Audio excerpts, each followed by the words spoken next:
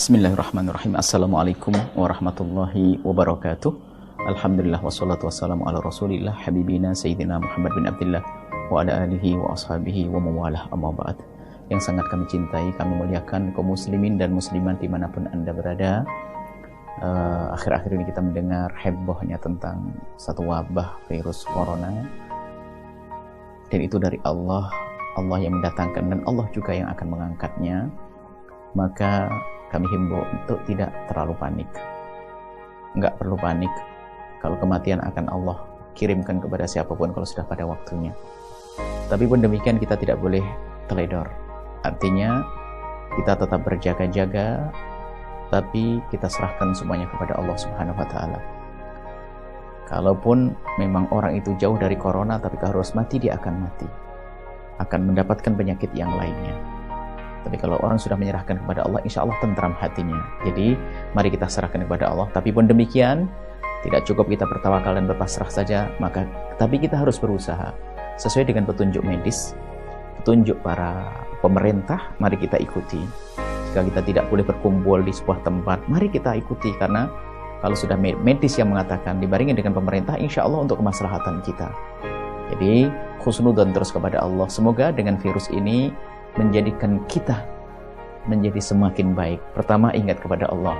Yang kedua, kita akan merubah cara hidup kita menjadi hidup yang lebih bersih, lebih berhati-hati dan waspada. Adapun yang telah terkena virus tersebut, semoga Allah beri kesembuhan dan Allah angkat derajatnya. Ini, jadi jangan sampai ada wabah, Anda punya penyakit baru lagi, punya penyakit yang takut berlebihan, dan itu lebih menyiksa daripada penyakit itu sendiri. Maka yakin tidak akan hinggap, tidak akan terjangkit penyakit kalau Allah tidak menghendakinya. Ini saja mungkin, dan yang terpenting lagi adalah kembali kepada Allah.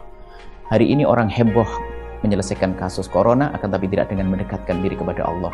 Dengan cara dohir saja, itu salah. Cara dohir harus, tapi ingat, pertama dan berutama adalah dengan Allah Subhanahu wa ta'ala. Dan juga khususnya para wali santri Al-Bahjah, santri akan tetap tinggal di tempat di tempat pondok dan akan dijaga. Setiap pondok pesantren, setiap tempat akan dijaga. Tidak boleh semua keluar masuk. Yang keluar masuk harus dilihat dulu, dipastikan tentang keamanannya dan seterusnya. Jadi para wali santri nggak usah ragu, insya Allah anak-anak dijaga semuanya. Kemudian juga mari kita berbanyak doa yang minta kepada Allah Subhanahu wa taala. Doa sesuka hati dengan bahasa apapun yang Anda mengerti. Akan tapi di antaranya adalah doa yang perlu terus kita panjatkan adalah doa yang pernah dibaca Nabi sallallahu alaihi wasallam, Allahumma inni a'udzubika minal barasi wal jununi wal judhami wa min sayyi'il asqami. Itu dibaca setiap habis sholat, sekali boleh, 3 kali boleh. Kemudian ditambah lagi di saat wabah merebak atau terjadi bencana yang menakutkan, baca la ilaha illallah al-azimul halimu, la ilaha illallah rabbul arsyil azimi, la ilaha illallah rabbus samawati rabbul ardi wa rabbul arsyil karimi. Dibaca sekali sampai 3 kali setiap habis sholat. Semoga dengan itu semua wabah yang ada akan diangkat dan kita dijauhkan dari penyakit oleh Allah Subhanahu wa taala.